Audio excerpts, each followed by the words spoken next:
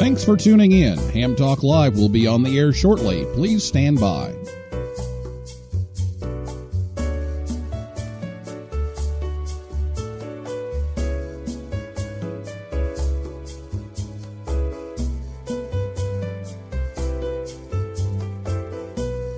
Thanks for tuning in. Ham Talk Live will be on the air shortly. Please stand by.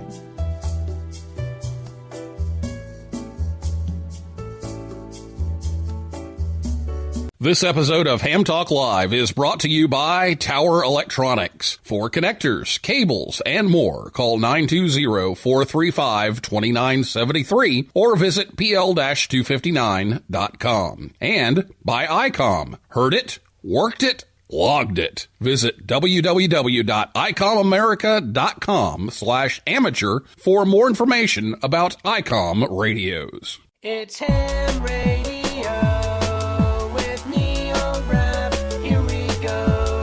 Welcome to Ham Talk Live. Call in, let's talk. Neil's your guy. Ham Talk Live. Here we go on Ham Talk Radio.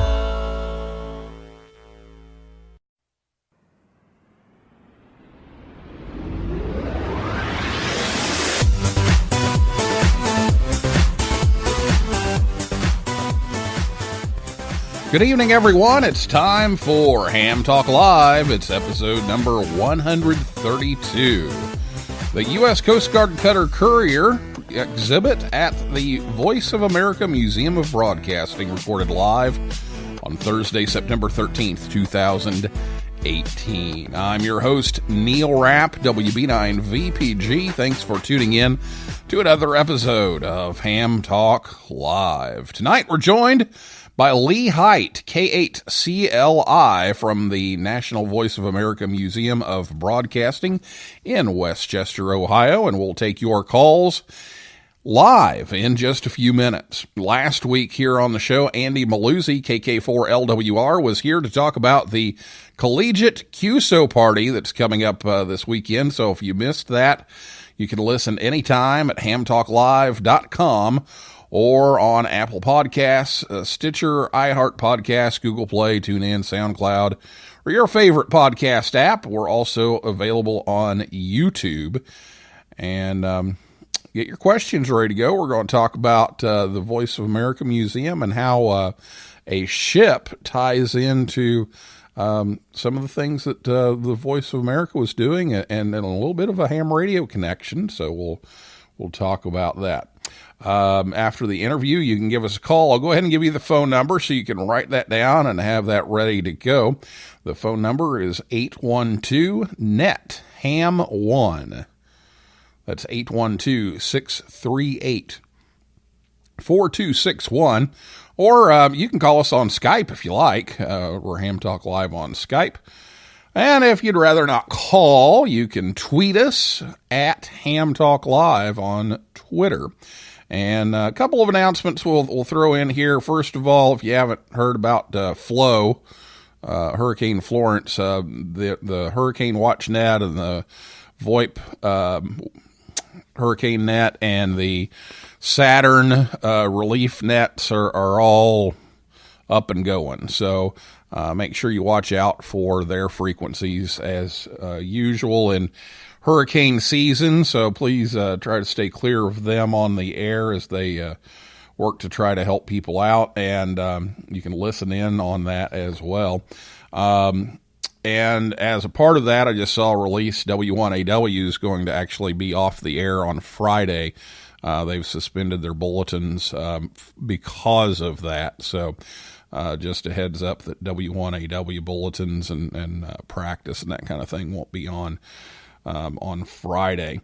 Also, we had a request to do some T-shirts for the show, and with a satellite theme. Now, on the back, we have a couple of slogans. We do the takeoff of Les Nessman from WKRP, who always signed off, "May the good news be yours," and we did "May the good DX be yours," but we've also done a couple of other slogans on the back, and there was a request that we do some satellite slogans, so we actually tossed some around on Twitter, and I think we've got one picked up, but I don't have everything quite ready to go just yet, but if you're interested in getting one of those, be aware that I'll have a form online that you can fill out and sign up for buying one of those soon.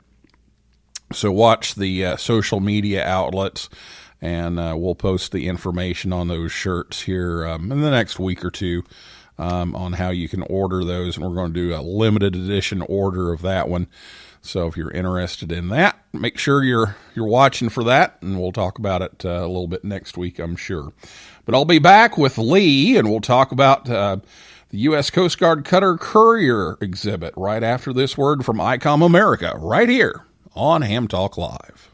Heard it, worked it, logged it. It's time to get the transceiver that is best suited for your lifestyle. ICOM offers a variety of high-performance and innovative products. See how you can make the most out of contest season with one of these transceivers. First, the ICOM IC7851, the competitive edge you've been looking for. Raise the bar and hear what others cannot with this flagship HF and 50 megahertz transceiver. It has reciprocal mixing dynamic range, crystal clear LO design, a spectrum scope, dual receivers, and digital voice recorder. The ICOM IC7610 is the SDR every ham wants, and just in time for contesting season. This high-performance SDR has the ability to pick out the faintest of signals, even in the presence of stronger adjacent ones. The new ICOM IC7610 is a direct sampling, software-defined radio that will change the world's definition of an SDR transceiver. Featuring RF direct sampling system, 110 dB RMDR, independent dual receiver, and dual Digicel. And then the ICOM IC7300 is changing the way entry-level HF is designed. This high-performance, innovative HF transceiver with a compact design will far exceed your expectations. With RF direct sampling, 15 discrete bandpass filters, a large 4.3-inch color touchscreen, real-time spectrum scope, and an SD memory card slot. Be sure to visit ICOMAmerica.com/amateur for more information on ICOM radios. Here's the snap. Rapp takes the rig. He breaks through the pileup. He's on 80. Now 40. Now 20. 15. 10. 2 meters. Touchdown. Ham Talk Live.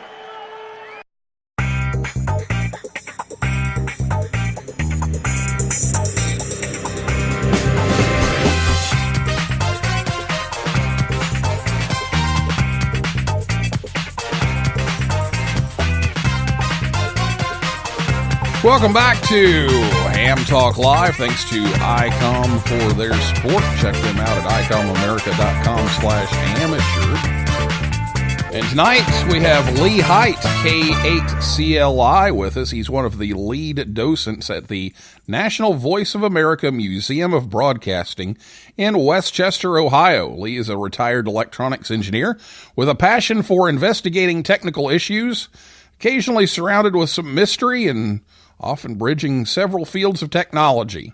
He was licensed in 1954 and is active with the Mason, Ohio and Warren County CERT teams. He also engineers wind chimes and biomass bricks. So he does it all. Lee, welcome to Ham Talk Live. Well, thank you, Neil. Very happy to be here, and thanks for the invitation. We appreciate it.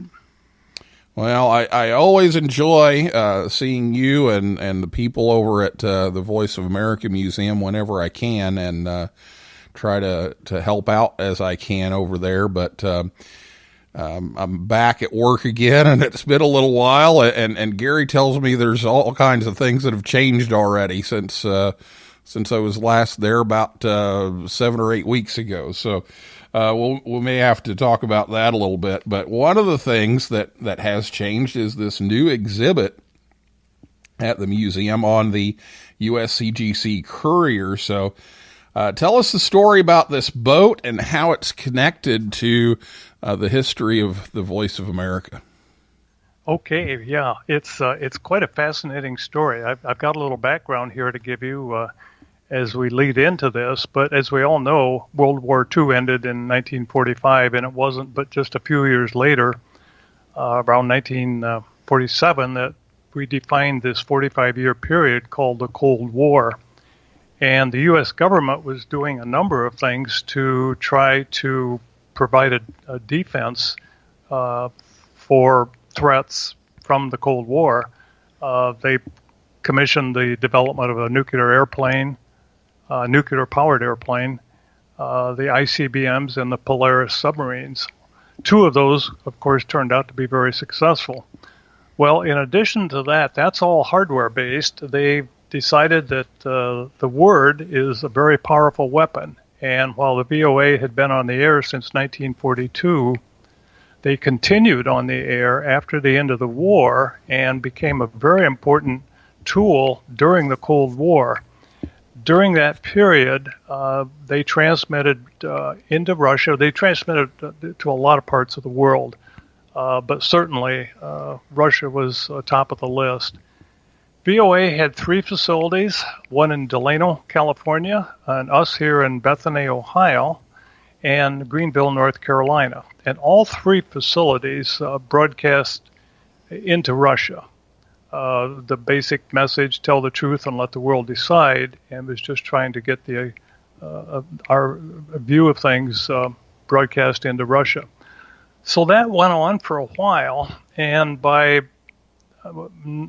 early 50s, 50, 51, Russia was catching on to the fact that we were a pretty prominent force in the radio world in Russia, and they began jamming. Well, they had been jamming all along, but they got stronger transmitters, bigger signals, and was jamming the VOA signals coming out of the United States.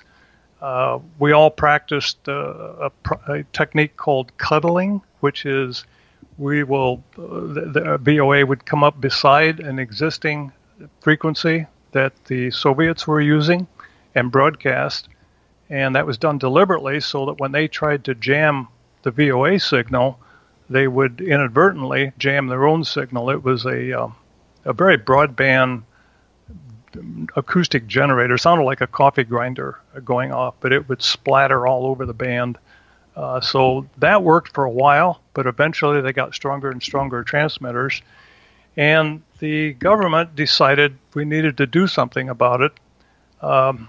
Harry Truman was running for president and had proposed what was called a ring of truth around Russia. He wanted to put 14 transmitting sites circling Russia, each site at a 1 million watt capacity.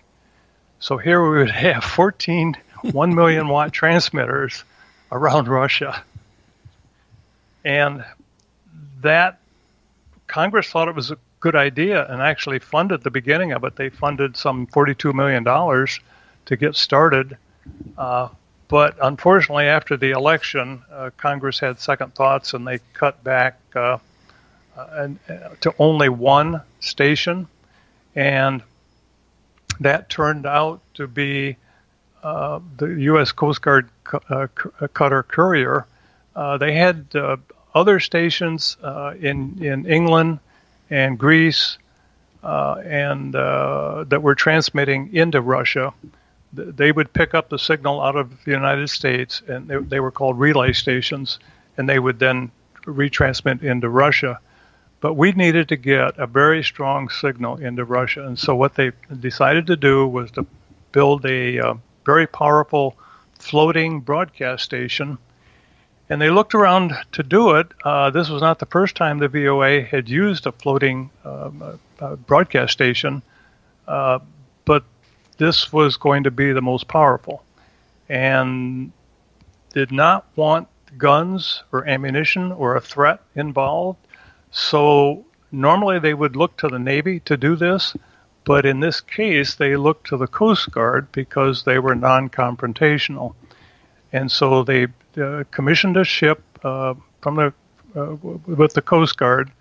It was actually a ship built for the Navy that was never used, and was commissioned in 1952, and contained 4 transmitters. They had one large transmitter that was what we call medium wave, or the AM broadcast band. It was a 150 kilowatt transmitter. And then they had 2 35 kilowatt shortwave transmitters, and then a smaller Collins unit, 3 kilowatt, that they used for ship to shore. And so that then was deployed. They were stationed off an island of Greece called Rhodes. It's way down in the Key of Islands off from Greece. It's very close to Turkey, but just 10, 11 miles south of southwest of Turkey, and were stationed off that island. And so they were there for 12 years broadcasting and had a phenomenal success during that process. Well, that's what you call going mobile with that many kilowatts of power. That's going mobile for sure. And, we talk about, relays, well, we need a relay to check into this net. Well, that's a relay now. Yes. That's some powerful signals out of that boat. The VOA in general used a lot of relays.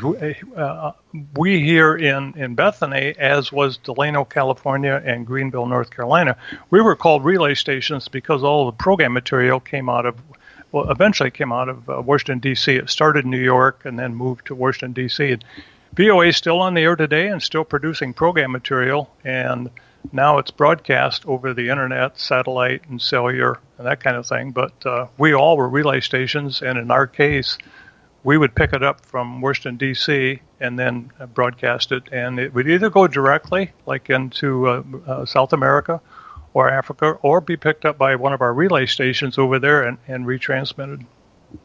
Yeah, now, one of the things that I always found interesting when I first discovered the museum and started making trips over there and learning more about this was that, with all those transmitters and everything, there was not a microphone in the place. And like you said, it was all relay because you didn't want to take a chance of somebody taking over the station. Yes, absolutely. We had guards here at Bethany, but it was not so much a fear of breaking in because we did not have microphones. It's more because of the reenter rhombic antennas that were used were highly secret. The only ones in the world, they were able to take a normal rhombic, and while you will normally waste 50% of the power at the tail end, the opposite end of the feed line, they took that power and phased it and took it back to the input, and they had the rhombic running at 98% efficiency. It was like 250,000 watts in, and we got 1.1 million watts of actual RF output out of the thing. So it was, for that reason, they guarded the property quite carefully, but it was never for a microphone. Well, that's setting up, getting the Courier off and running, and we found a little bit of maybe a ham radio direct connection. We'll talk about it. We're still not real clear on everything yet, but as the preparations were going for the Courier, they wanted to do a test run, and I found the call sign that they were doing for the test run. So tell us about that. Well, that is terribly interesting, Neil. And before I directly answer that question, I think the answer will have a lot more meaning if I tell another situation that happened. As I mentioned earlier, the Courier was not the first floating broadcast station. Actually, the first floating station for the VOA was the USS Texas. And they were deployed, as I recall, in the Mediterranean, I think, to get VOA's message into Nazi Germany. And they only had a very small transmitter. It was like 5 kilowatt transmitter. But they were deployed quickly, I think November 1942. And the situation is why the Courier needed to do testing. What actually happened was they never tested the USS Texas transmitters. They were installed, tuned up into a dummy load, and yeah, they worked okay. And off they went, and they sailed into the Mediterranean. Well, their first assignment was to bomb some targets on shore, so they moved up close to shore and fired 2 artillery shells. Both of them hit their target. Unfortunately, the recoil from those 2 firings completely destroyed the transmitter. Oh. So they were only on the air for 8 hours, and that completely ended their life as a broadcast station. So what does that have to do with the Courier? Well, the lessons learned, you might say. When they deployed the Courier, they put the Courier on a 6-week shakedown. Normal for the Navy, normal for the Coast Guard to go out and shake down a new ship. And when they were first deployed, they were deployed under the call sign Vagabond Able, and that was their airway call sign. And then eventually when they were on station in Rhodes, Greece, they had another call sign. But during the testing phase, they used this amateur radio call sign. And while I do not know the exact reason, all my research, it looks like they were very fastidious about being careful of not being confrontational. And I think during this entire testing phase, they wanted to have just a very generic call sign. Amateur radio was non-confrontational, very generic. And so I suspect that amateur radio call sign was used for that reason. But they put anchor in Panama for about 10 days. And people all over the world could listen to them, particularly North America, particularly the United States and Canada. They had a QSL bureau down there that you could write in and give your signal report. They very much wanted to know the signal report, and they would QSL back. And that was a very successful operation, and then they moved on to other ports of anchor. Yeah, so we're still not sure why the call sign and if that works or not, but we found KU2XAJ as the call sign that they were using for that. And so, but they were in broadcast, shortwave broadcast frequencies. So we don't know the whole story here yet. Maybe somebody listening will know the rest of the story, but, and we'll turn it into a Paul Harvey show, but yeah. Yeah, it'd be kind of interesting to find out there. But that was the call sign KU2XAJ that they were using apparently with the shakedown mode down in the canal zone. Yep, and after they quit the testing phase and used the KU2XAJ call sign, once they were deployed on the off the island of Rhodes, they used the operational call sign, the NFKW, November Foxtrot Kilowatt Whiskey, and that was their operational call sign. And so I would think they wanted to be careful not to use their operational call sign. But like you say, I still don't know how that came about. I never found a copy of their license, and I'm not sure they had to have a license being the government. But I still don't know the answer to that. Yeah, it was interesting. Just happened to run across that as I was preparing for the show. So we looked into it a little bit, and Lee's looked quite a bit into it. So we appreciate that. Well, we've got a couple of minutes here before we need to take a break, but let's talk a little bit about the museum or the exhibit at the museum. How did that come about, and tell us a little bit about what you can expect to see if you make a visit there while the exhibit's in the museum. Yes, we were very honored to have the traveling exhibit from the USS Coast Guard cutter Courier visit us last year. They provided 13 large, they're about 32 inches by 40 inches, very large posters, very well done, that describes the entire history and beginning through the end of the Courier. And we had that displayed in the Hanley Hall in the museum.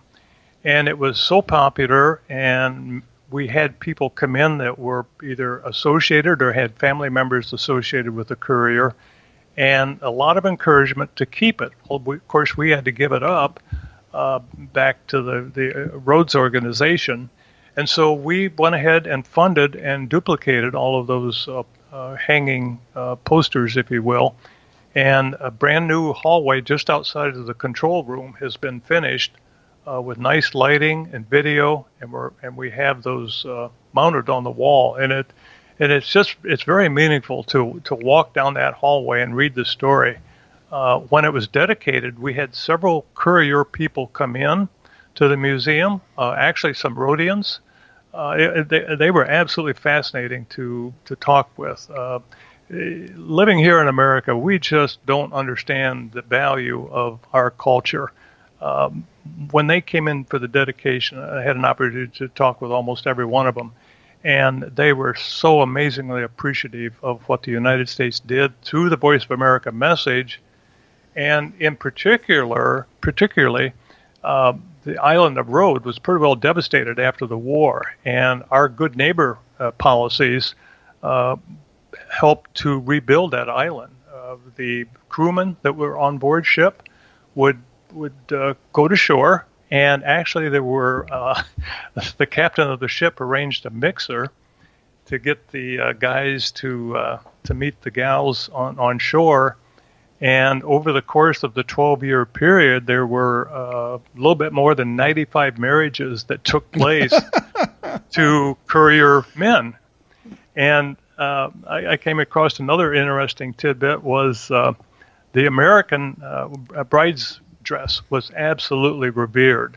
And so the first woman to get married to a Courier crewman ordered an American bride's dress.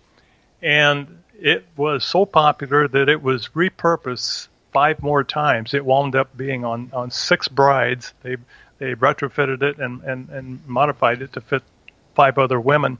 And so 6 women got married in the same dress. Wow. Because it was the thing to do on the island of Rhodes. Well, that's some pretty cool stuff. Well, we need to take a break, but we will come back and talk some more with Lee, and we'll give you a chance to call in and ask your questions. Again, that phone number is 812-638-4261. So we'll come back and do all that with Lee right after this word from Tower Electronics right here on Ham Talk Live. Hey, honey, have you seen the PL259s anywhere? No, I haven't. Come on, kids. Let's go. There's just one place to go for all of your connector needs. Tower Electronics. Tower Electronics. Tower Electronics. A giant warehouse of connectors and adapters for every occasion. Thousands to choose from in every shape, size, and color. And they have antennas, soldering supplies, cables, meters, and more. Where do you go if you want to buy a connector at a fraction of retail cost? Tower Electronics. Tower Electronics. Tower Electronics. And this weekend only, take advantage of our special liquidation sale. Buy 9 solder-type PL259s, get the 10th one for just 1 penny. They make great Christmas presents. And what better way to say I love you than with the gift of a PL259? Tower Electronics. Tower Electronics. Tower Electronics. Hi, I'm Scott Cole, KB9AMM, president of Tower Electronics. I like the company so much that I bought it. Tower Electronics, coming to a Hamfest near you or online at pl-259.com. And we're in the yellow pages under Amateur Radio Connectors. My, wherever did you get that lovely PL259? Tower Electronics, pl-259.com or call 920-435-2973. Do we sell PL259 connectors? Join the conversation. Call us on voice with Skype at Ham Talk Live or give us a call at 812-NET-HAM1. That's 812-638-4261. Now, here's more Ham Talk Live. It's not the amount of power, it's the size of our tower. Ham Talk Live.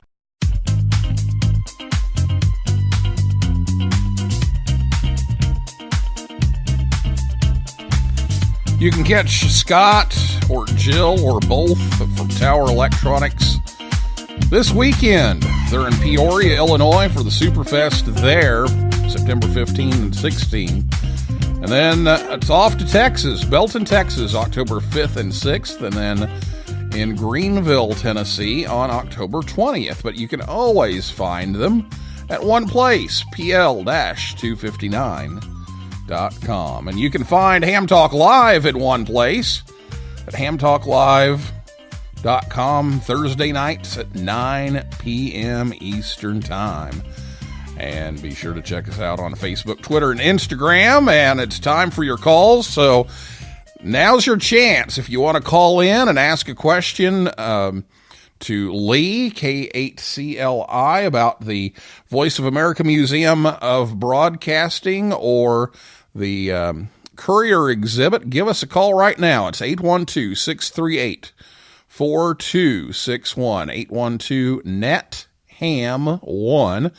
Or you can also drop a tweet on Twitter. We're at Ham Talk Live on Twitter, and even if you do Skype, we'll take a Skype call too. It's Ham Talk Live on Skype. Well, Lee, while we're waiting on the calls to come in, I know you want to talk about a special event coming up here in just a little over a week, I guess it is.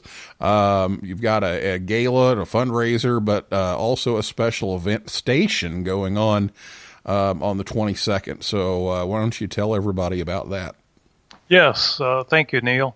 Part of the VOA National VOA Broadcast Museum of Broadcasting, we have a very important part of the museum is the Westchester Amateur Radio Association.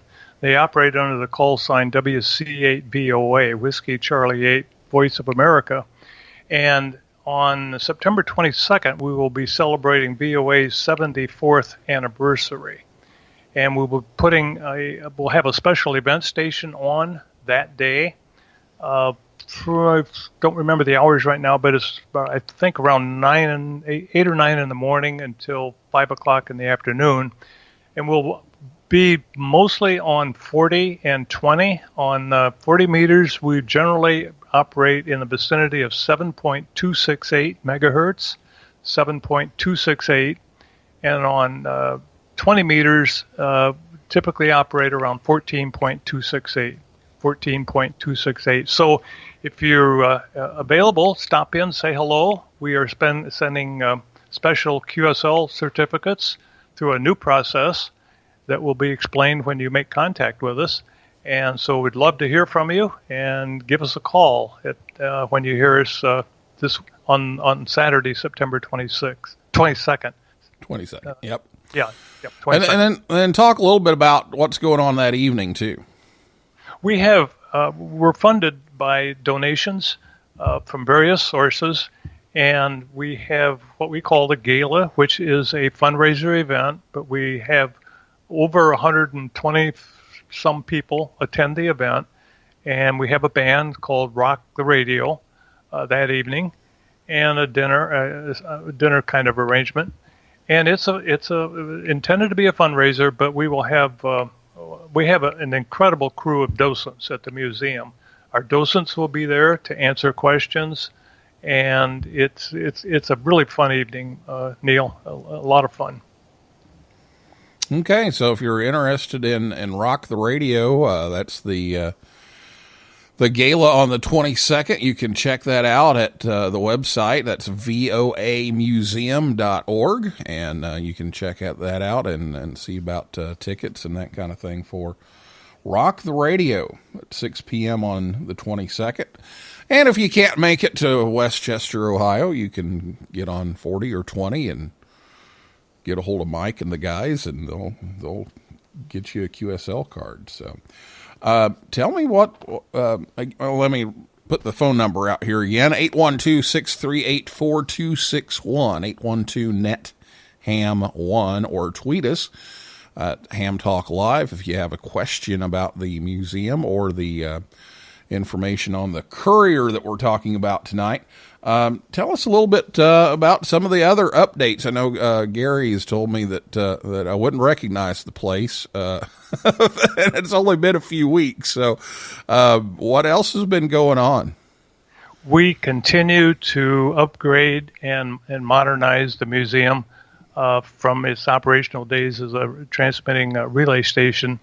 We have a very well put together, there's actually 4 museums in the building.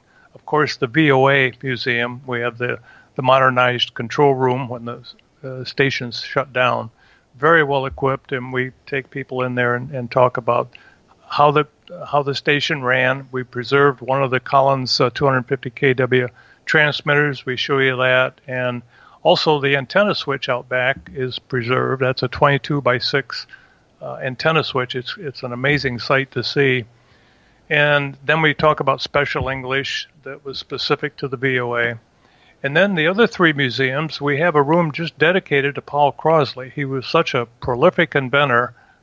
He invented and marketed I counted one day over 32 different products that were not radio related. They were other devices.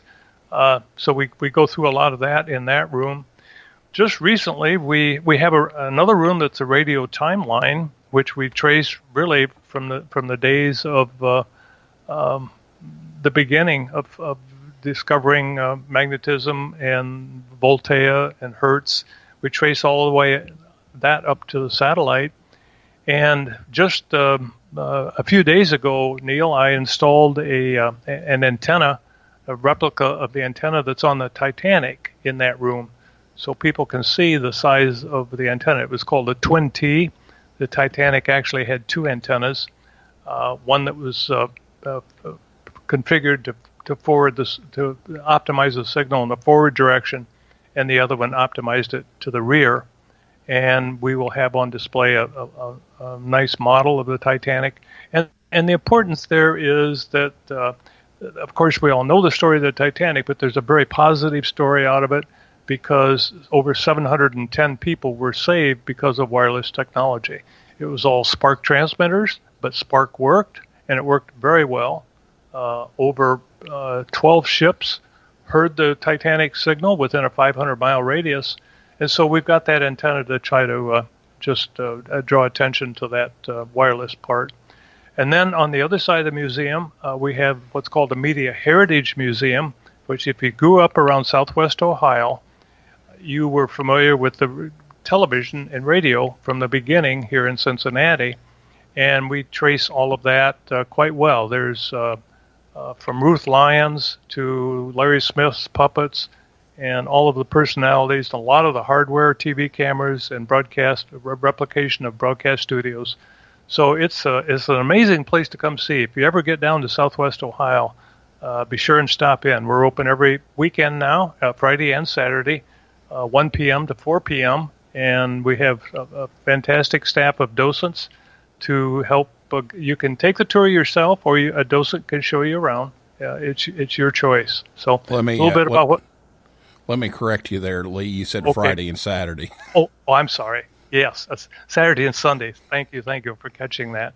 Yeah, every Saturday and Sunday, 1 p.m. to 4 p.m. Okay, and if you're ham, you can also visit the station there at WC8 VOA and work a pile up, usually, at least. Yes. So you can operate whether or not you'll get a pile up or not. Well, most of the time it's a pile up. Yeah, Mike Braun is typically at the operating station along with several others, Carl and Bob, etc., and Mark. But always invite people to come in and operate, take the station, and make some contacts. We have, even if a person is not licensed, as long as we have a licensed control operator, we have a lot of non-licensed people get on the air and absolutely have a blast, Neil. They can't believe they just talked to Italy or Japan or something like that, you know. Yeah, and great great room there set up with all kinds of cool stuff. And it's always a joy to get over there, and I enjoy getting on the air from there. So if you get a chance, stop in. And I know many of you have, because I've actually been there. And people come in and say, yeah, I heard it on Ham Talk Live. So that was kind of cool to have that happen on one of my, I think it was the last trip over. I think that happened. So voamuseum.org is where you can find more information about the museum, and there's a link there to the WC8VOA website as well, which is wc8voa.org, right? Correct. Yeah. Okay.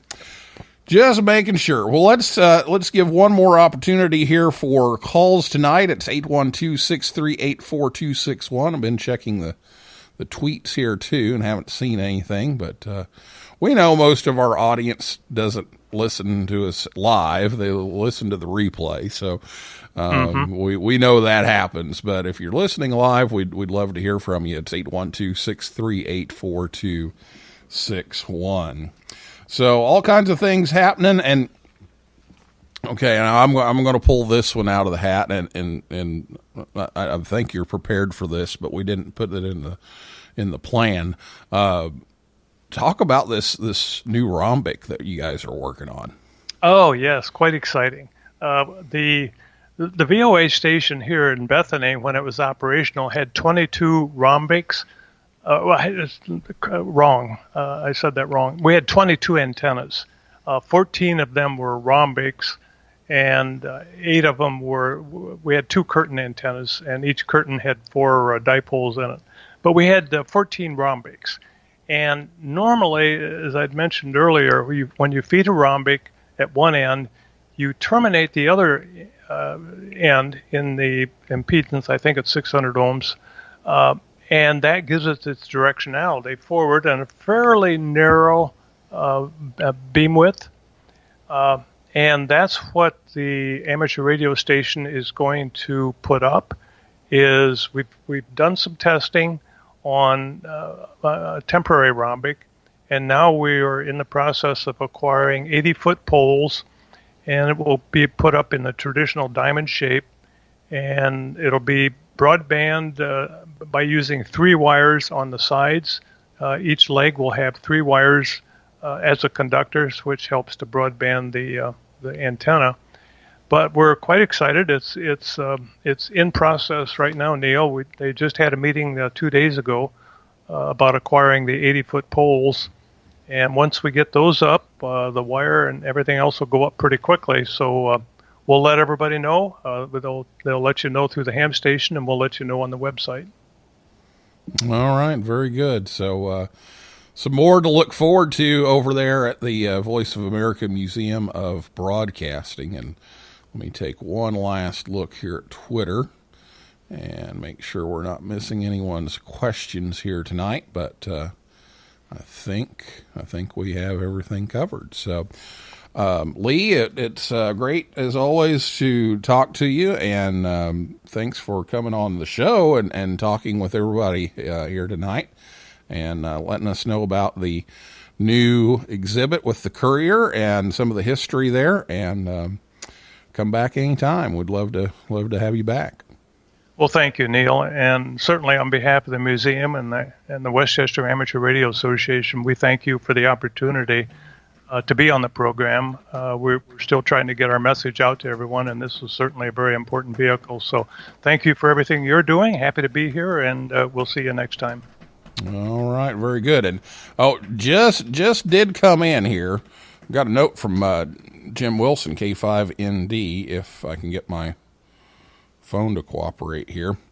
Great story about the Courier. I have QSLs from Rhodes, Greece, VOA, and didn't have any idea that was around there. So it's good to hear from Jim there tonight, and didn't realize that was a ship. So now you know. So all right, well, we're going to finish things up here tonight, but thanks for coming on the show, and And that is a wrap for this week's edition of Ham Talk Live. Thanks to Lee Hite, K8CLI, and everybody out there in cyberspace for listening and chiming in, and invite you back next Thursday night at 9 p.m. Eastern Time.